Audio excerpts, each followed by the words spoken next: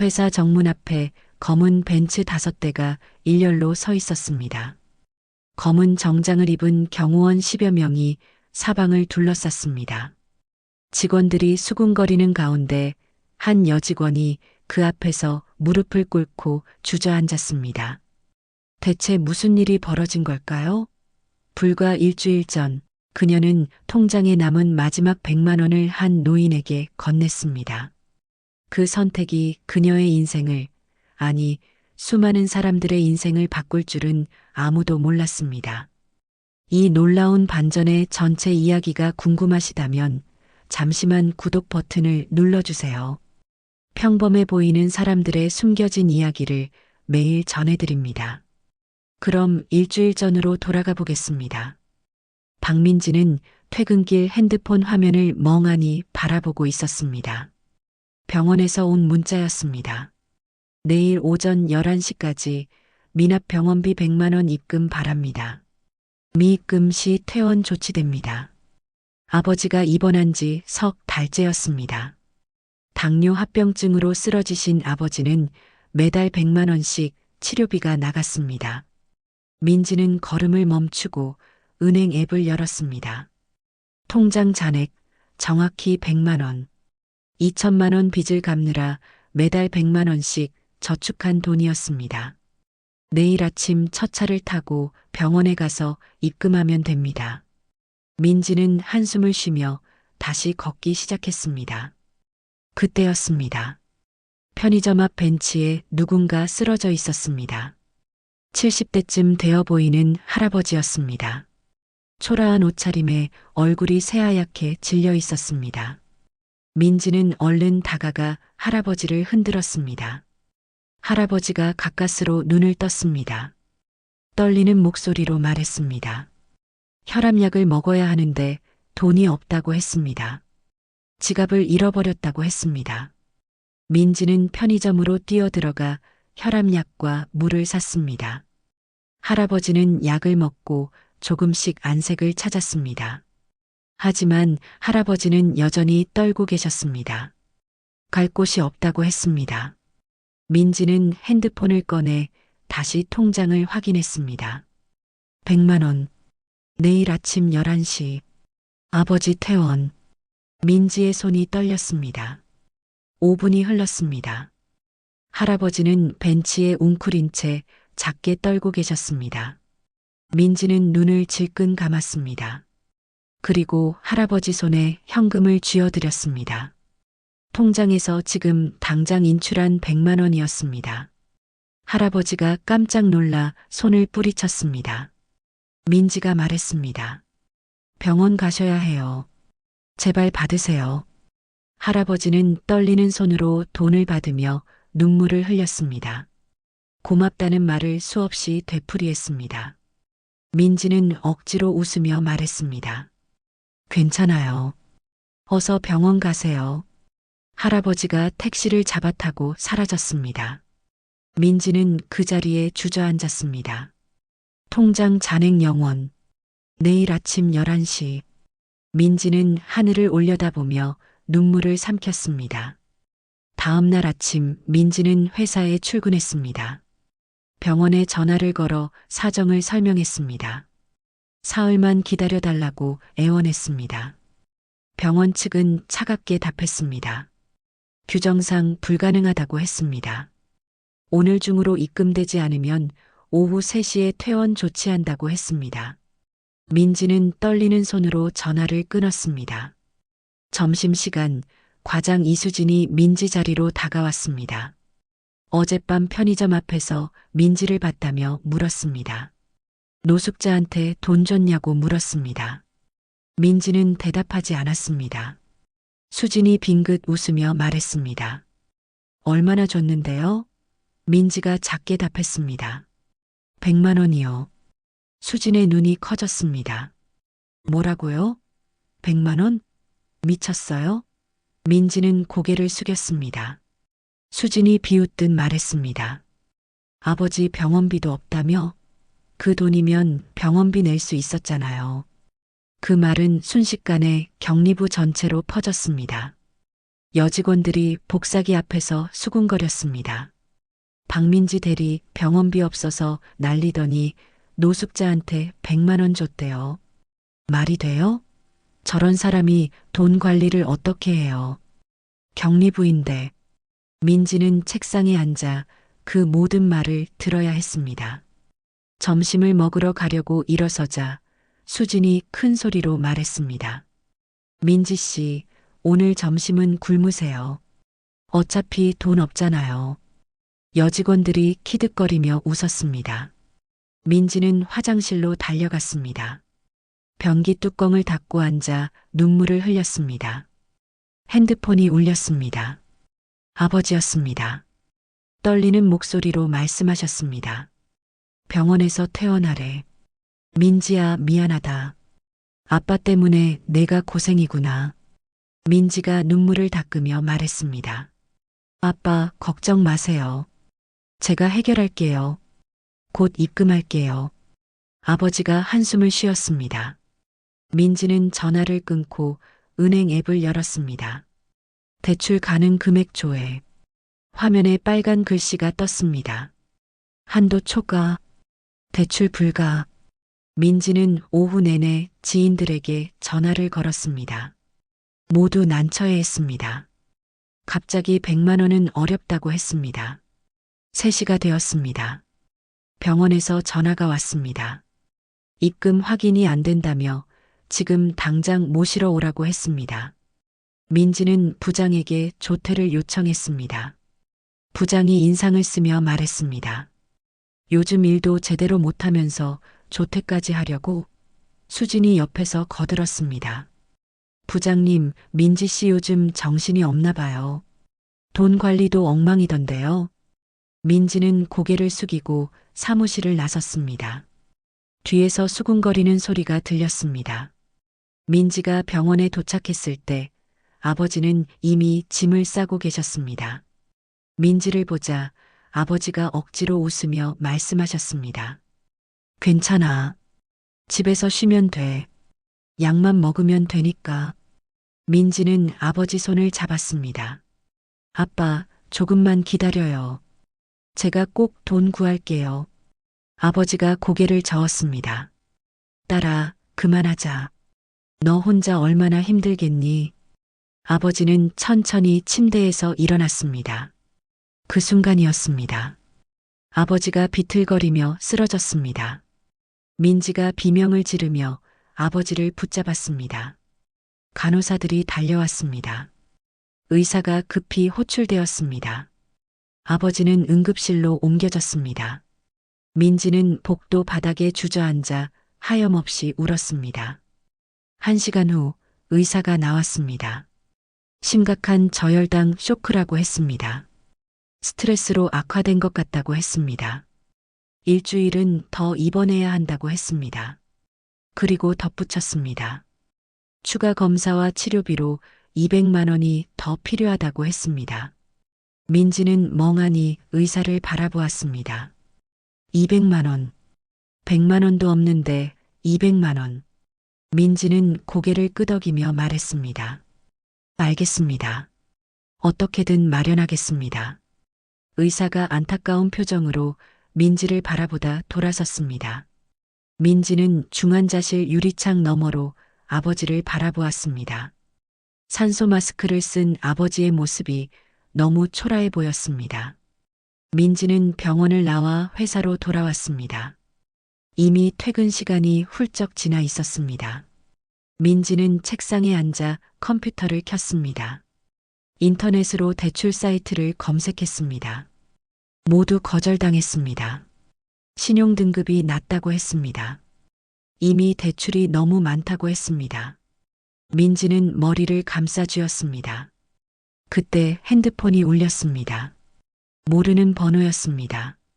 민지가 받자 상냥한 목소리가 들렸습니다. 밤샘 편의점 아르바이트 구인 광고 보셨죠? 내일부터 가능하세요? 시급 10,000원에 하루 8시간이에요.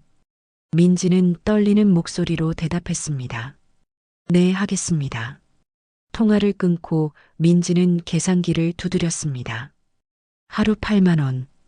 일주일이면 56만 원, 2주일이면 112만 원. 민지는 한숨을 쉬었습니다. 그래도 모자랐습니다.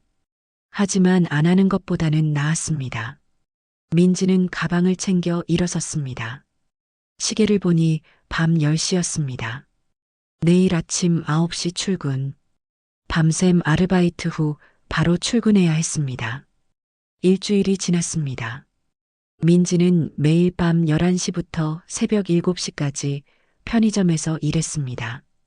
집에 들러 샤워만 하고 아침 9시에 회사로 출근했습니다. 점심시간에는 병원에 들러 아버지를 봤습니다. 아버지는 민지의 헬쑥한 얼굴을 보며 눈물을 흘렸습니다. 민지는 괜찮다며 웃었습니다. 하지만 민지의 눈 밑에는 시퍼런 다크서클이 자리 잡았습니다. 수지는 민지를 더욱 괴롭혔습니다. 점심시간마다 큰 소리로 말했습니다. 민지 씨, 요즘 왜 그렇게 피곤해 보여요? 설마 또 노숙자 찾아다니는 거 아니죠? 여직원들이 웃었습니다. 민지는 대답하지 않았습니다. 그저 고개를 숙이고 서류를 정리했습니다. 목요일 오후 민지는 책상에서 졸고 있었습니다. 전날 밤 편의점에 손님이 많아 화장실도 못 갔던 터였습니다. 눈꺼풀이 저절로 감겼습니다. 10분쯤 지났을까요? 부장의 고함 소리에 민지가 화들짝 놀라 깼습니다.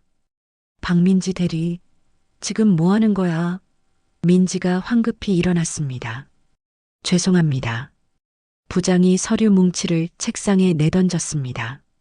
이게 뭐야? 거래처 계좌번호가 틀렸잖아. 3천만 원이 엉뚱한 대로 송금됐어.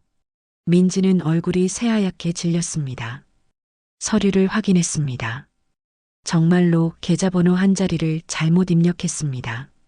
민지가 떨리는 목소리로 말했습니다. 죄송합니다. 제가 바로 정정하겠습니다. 부장이 차갑게 말했습니다. 바로 정정? 이미 송금됐어. 돈 찾는데 일주일은 걸린다고. 그동안 거래처는 어떻게 하라고. 수진이 옆에서 거들었습니다. 부장님, 요즘 민지 씨 상태가 심각해요. 매일 졸고 일도 제대로 못하고 격리부에서 이런 실수는 용납할 수 없잖아요. 부장이 고개를 끄덕였습니다. 그리고 민지를 똑바로 쳐다보며 말했습니다. 박민지 대리, 내일 인사팀 가서 면담 받아. 각오해. 민지는 그 자리에 선 채로 굳어버렸습니다. 퇴근 후 민지는 편의점 알바를 갔습니다. 계산대에 서서 손님을 맞이하면서도 눈물이 났습니다. 회사에서 잘리면 아버지 병원비는 어떻게 할까요? 이미 모은 돈은 50만 원. 턱없이 부족했습니다. 새벽 5시 민지는 편의점 화장실에서 울었습니다. 거울 속 자신의 모습이 너무 초라했습니다. 일주일 전 그 할아버지에게 100만 원을 주지 말았어야 했을까요? 아니, 그럴 수는 없었습니다. 하지만 지금 이 상황은 너무 가혹했습니다. 민지는 찬물로 얼굴을 씻고 다시 계산대로 돌아갔습니다. 금요일 아침이었습니다. 민지는 편의점 알바를 마치고 집에 들러 옷을 갈아입었습니다. 거울을 보니 눈이 충혈되어 있었습니다. 오늘 인사팀 면담이 있었습니다. 민지는 한숨을 쉬며 회사로 향했습니다. 회사 앞에 도착했을 때 민지는 걸음을 멈췄습니다. 회사 정문 앞에 검은 벤츠 5대가 일렬로 서 있었습니다. 차량마다 번호판이 한 자리씩 연속되어 있었습니다. 검은 정장을 입은 경호원 10여 명이 정문 양쪽에 도열해 있었습니다. 직원들이 출근하다 멈춰서서 수군거렸습니다. 대체 무슨 일이지? 재벌 회장님이라도 오시나? 민지도 멍하니 그 광경을 바라보았습니다. 그때 검은 정장을 입은 남자가 민지에게 다가왔습니다. 박민지 대리님이십니까? 민지가 깜짝 놀라 뒤로 물러섰습니다. 네, 저를 어떻게? 남자가 공손하게 허리를 숙였습니다. 회장님께서 찾으십니다. 저희와 함께 가시죠. 민지는 얼굴이 하얗게 질렸습니다. 회장님? 무슨 회장님요? 저는 아무것도 한 게 없는데요. 주변 직원들이 웅성거렸습니다. 박민지 대리, 저 사람한테 무슨 일 있는 거야? 수진이 멀리서 이 광경을 보고 있었습니다. 수진의 얼굴에 당혹감과 질투가 교차했습니다. 민지가 떨리는 목소리로 말했습니다. 저는 출근해야 해요. 인사팀 면담도 있고요. 경호원이 차분하게 답했습니다. 이미 회사 측과 조율되었습니다. 걱정하지 마시고 저희와 함께 가시죠. 민지는 어쩔 수 없이 경호원을 따라갔습니다. 검은 벤츠 뒷좌석 문이 열렸습니다. 민지가 차에 타자 문이 닫혔습니다. 차량 5대가 일제히 출발했습니다. 민지는 창밖을 바라보며 심장이 터질 듯 두근거렸습니다. 대체 무슨 일이지? 내가 무슨 잘못을 한 거지? 혹시 편의점에서 실수라도 했나? 아니면 회사 일 때문에? 민지의 머릿속이 복잡했습니다. 30분 후 차량은 초고층 빌딩 앞에 멈췄습니다. 민지는 건물을 올려다보았습니다. 유리로 된 건물 꼭대기에 큰 글씨가 보였습니다. 태성그룹. 민지는 숨이 막혔습니다. 태성그룹? 대한민국 10대 재벌? 대체 왜 나를? 경호원이 민지를 안내했습니다. 전용 엘리베이터에 올랐습니다. 50층을 거침없이 올라갔습니다. 엘리베이터 문이 열렸습니다. 회장실이라고 적힌 거대한 문이 보였습니다. 경호원이 문을 열었습니다. 안으로 들어가시죠. 민지는 떨리는 다리로 한 걸음씩 들어갔습니다. 회장실은 넓고 조용했습니다. 거대한 책상 뒤로 도시 전체가 내려다 보이는 통유리 창이 있었습니다. 민지는 조심스럽게 안으로 들어갔습니다. 그때 책상 뒤에 앉아있던 사람이 천천히 일어났습니다. 민지는 그 사람을 보는 순간 숨이 멎었습니다. 일주일 전 편의점 앞 벤치에서 쓰러져 있던 그 할아버지였습니다. 하지만 지금은 완전히 달랐습니다. 고급 양복을 입고 계셨습니다. 백발이 단정하게 빗어져 있었습니다. 초라했던 모습은 온데간데 없었습니다. 민지는 뒤로 비틀거렸습니다. 할아버지, 그 할아버지가 따뜻하게 미소 지으며 다가왔습니다. 그리고 말했습니다. 박민지 씨 찾느라 일주일이나 걸렸소. 민지는 혼란스러웠습니다. 대체 무슨 일인지 이해할 수 없었습니다. 할아버지가 책상 위 명함을 건넸습니다. 민지가 떨리는 손으로 명함을 받았습니다. 태성그룹 회장 강태준. 민지의 손에서 명함이 떨어졌습니다. 회장님? 태성그룹 회장님이세요? 강태준이 고개를 끄덕였습니다. 그렇소. 하지만 일주일 전 그날 밤 나는 그저 죽어가는 노인이었소. 강태준이 소파에 앉으라고 권했습니다. 민지는 멍하니 소파에 앉았습니다. 강태준이 천천히 말하기 시작했습니다. 일주일 전 며느리와 크게 싸웠다고 했습니다.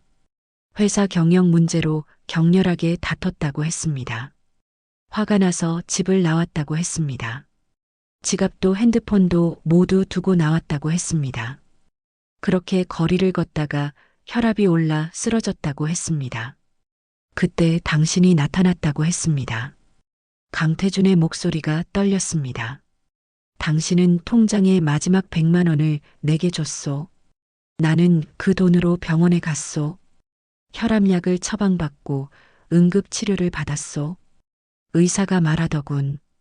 1시간만 늦었어도 뇌출혈로 죽었을 거라고. 민지 씨, 당신이 내 목숨을 구한 거요. 민지는 눈물이 흘렀습니다. 아니에요. 저는 그냥 사람을 도운 것뿐이에요. 강태준이 민지 손을 잡았습니다. 나는 평생 수많은 사람을 만났소. 사업가들, 정치인들, 유명인들. 그들은 모두 내가 가진 것을 원했소. 하지만 당신은 달랐소. 당신은 자신의 전부를 포기하면서까지 한 번도 본 적 없는 노인을 구했소. 나는 당신 같은 사람을 평생 찾아왔소. 민지가 고개를 저었습니다. 회장님, 저는 정말 아무것도 바라지 않았어요. 강태준이 일어나 창밖을 바라보았습니다. 그래서 보답하고 싶소. 일주일 동안 경호원들을 풀어 당신을 찾았소. 그리고 당신 회사를 인수했소. 민지가 깜짝 놀라 벌떡 일어났습니다. 네, 우리 회사를요? 강태준이 고개를 끄덕였습니다. 오늘 아침 인수계약이 완료됐소. 그리고 당신을 경영지원실 이사로 발탁하겠소. 연봉은 지금의 10배요. 민지는 그 자리에 주저앉았습니다. 민지가 천천히 고개를 들었습니다. 회장님, 죄송하지만 받을 수 없습니다. 저는 그냥 사람을 도왔을 뿐이에요. 강태준이 당황했습니다. 그럼 당신 아버지 병원비라도 내게 해주시오. 민지가 고개를 저었습니다. 그것도 받을 수 없어요. 강태준이 물었습니다. 그럼 어떻게 해야 하오? 민지가 눈물을 글썽이며 말했습니다. 저처럼 돈 때문에 대학 못 가는 아이들이 없었으면 좋겠어요. 저는 고3 때 간호사가 꿈이었어요. 등록금이 없어 포기했어요. 제가 받았어야 할 장학금을 이제라도 다른 아이들에게 주고 싶어요. 강태준의 손이 떨렸습니다. 알았소. 장학재단을 만들겠소.